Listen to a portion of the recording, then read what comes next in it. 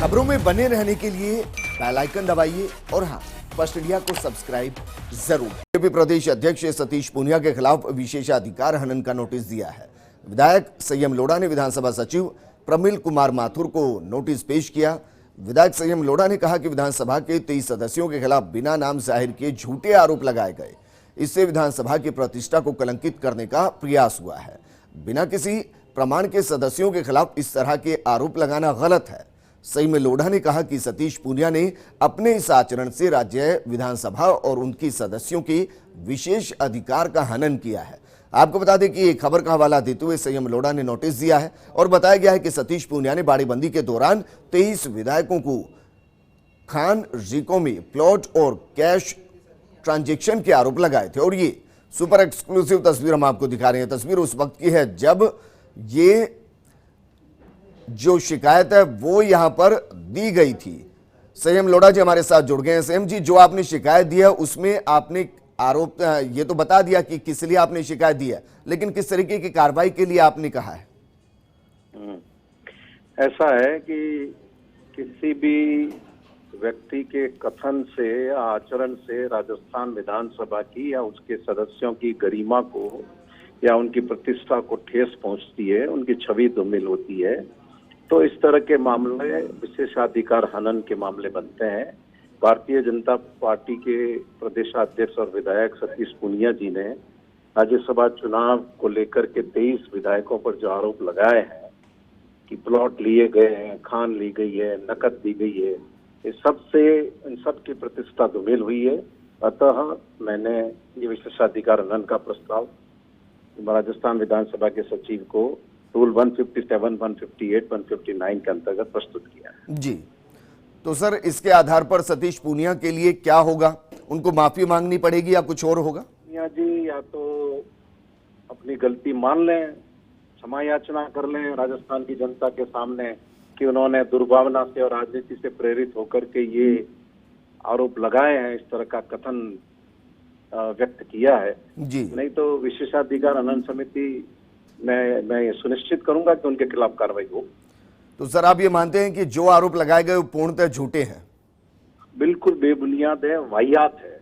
और ये अफसोस की बात है कि अपने ही दूसरे साथी विधायकों के बारे में एक राष्ट्रीय पार्टी का अध्यक्ष इस तरह की गलत सोच रखता है। सर आप हमारे साथ बने रहिए। हमारे साथ नरेश भी जुड़े हैं, हमारे सहयोगी। नरेश, संयम लोढ़ा जी ने शिकायत पत्र दिया और वो कह रहे हैं कि या तो माफी मांगी जाए या फिर आगे कुछ देखा जाएगा। जब आरोप लगाए गए थे उस दौरान कुछ तो नाम बताए गए होंगे और कुछ तो आधार रहे होंगे। ऐसे ही थोड़ी ना कोई प्रदेश अध्यक्ष आरोप लगाता है। देखिए, जिस तरह से संयम लोढ़ा ने आज विधानसभा अध्यक्ष के नाम से जो सचिव को प्रस्ताव दिया है, देखिए जहाँ तक मेरा मानना, संयम लोढ़ा जो है वो काफी वरिष्ठ सदस्य हैं और जो विधानसभा की कार्रवाई के कह सकते हैं बड़े जानकार माने जाते हैं।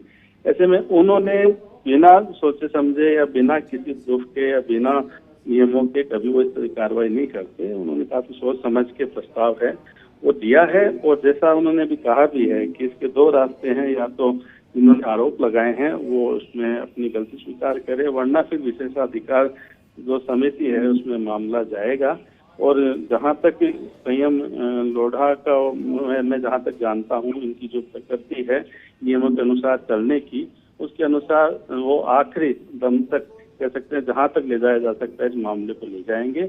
क्योंकि ये एक बड़ा मामला, अब राज्यसभा चुनाव निपट गए हैं, लेकिन जिस तरह से अब आरोप प्रत्यारोप का सिलसिला शुरू हो गया है, जिस तरह से 23 विधायकों के नाम लिए बिना जो आरोप लगाए गए थे, तो ऐसे में ये जो संयम लोढ़ा का मानना है कि जो जितने भी सदस्य हैं या तो उनके नाम बताएं, उनके प्रूफ दे, वरना इस तरह के आरोप से उनकी छवि धूमिल होती है, न केवल विधायकों की बल्कि सदन की भी। क्योंकि फिलहाल विधानसभा की कार्यवाही नहीं चल रही है, ऐसे में जो विधानसभा के सचिव है उनके माध्यम से ये प्रस्ताव दिया गया है। अब विधानसभा अध्यक्ष के पास ये जब जाएगा तो उसके बाद फैसला होगा कि विधानसभा अध्यक्ष पे क्या करते हैं। लेकिन ये जरूर है कि अब जो आरोप प्रत्यारोप के सिलसिले चले हैं, इससे ये मामला अभी थमने वाला नहीं है। ठीक है नरेश, आप हमारे साथ बने रहिए। संयम जी खुद हमारे साथ जुड़ गए हैं। संयम जी, सिर्फ माफी मांगने से ही आप मामले को शांत कर देंगे, ये मान लें?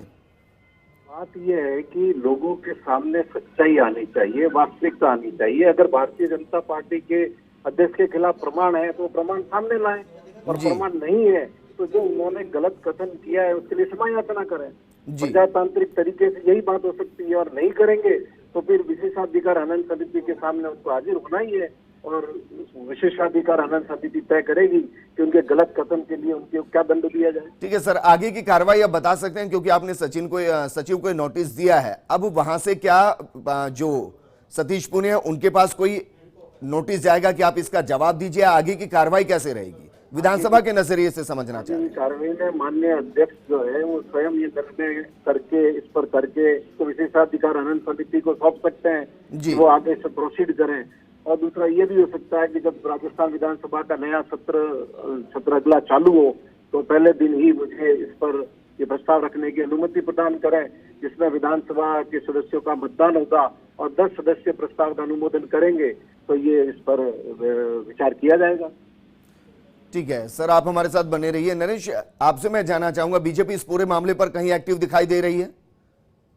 देखिए, अब चूंकि संयम लोढ़ा ने कुछ देर पहले ये प्रस्ताव है वो दिया है विधानसभा सचिव को, तो ऐसे में अभी भाजपा की तरफ से फिर से प्रतिक्रिया आना बाकी है। लेकिन ये मामला चूंकि विधानसभा से जुड़ा हुआ है, ऐसे में जैसे संयम लोढ़ा ने खुद कहा है कि अब अध्यक्ष पे निर्भर करता है कि अध्यक्ष इन पे आगे क्या कदम उठाते हैं। लेकिन इन्होंने नियमों के अंतर्गत जो एक विधानसभा के सदस्य का जो अधिकार है, उस अधिकार का प्रयोग करते हुए उन्होंने त्वरित रूप से आज नोटिस दिया, क्योंकि जैसे मैंने पहले भी कहा नियमों की काफी जानकार है ये, तो विधानसभा की कार्रवाई में लगातार इनकी हिस्सेदारी रही है, और जिस तरह से उनको ये लगा तो उन्होंने तुरंत अपने अधिकारों का प्रयोग करते हुए विशेष अधिकार। लेकिन नरेश, सवाल यहाँ से ये खड़ा होता है कि एक प्रदेश अध्यक्ष अगर ऐसे आरोप लगा रहा है तो कोई तो उसके पीछे की वजह होगी। आरोप लगाने से पहले वरिष्ठ नेताओं के साथ चर्चा भी की गई होगी, मसलन गुलाब चंद कटारिया, राजेंद्र राठौड़ जो कि उपनेता हैं और नेता प्रतिपक्ष वहां के हैं, तो उन्होंने भी उनको सजेस्ट किया होगा कि अगर आप ऐसा कर रहे हैं तो विधानसभा के अंतर्गत ऐसा हो सकता है,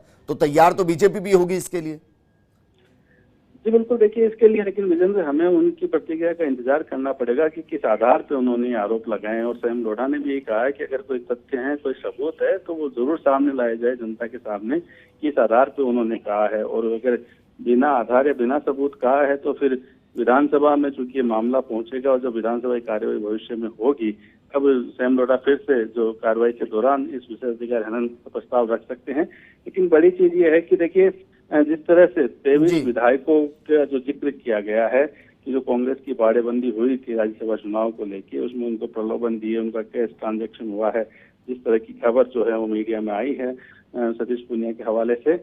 ऐसे में अब कांग्रेस को भी एक मौका मिला है फिर से कि जो राज्यसभा चुनाव जो निपट गए थे, लगता था कि शांति से ये मामला हो गया, लेकिन अब फिर से एक कह सकते हैं राजनीतिक सरगर्मी है वो लगातार। जी बिल्कुल नरेश, शुक्रिया हमारे साथ जुड़ने के लिए। संयम जी, आपका भी बहुत शुक्रिया हमारे साथ जुड़ने के लिए। दरअसल नोटिस दिया गया है बीजेपी प्रदेश अध्यक्ष सतीश पुनिया के खिलाफ। इसके दो रास्ते, पहला रास्ता तो ये कि विधानसभा अध्यक्ष इस पर संज्ञान ले सकते हैं, विशेषाधिकार हनन समिति को भेज सकते हैं। दूसरा, जब विधानसभा की कार्रवाई शुरू होगी तो पहले दिन इस पर जवाब मांगा जा सकता है।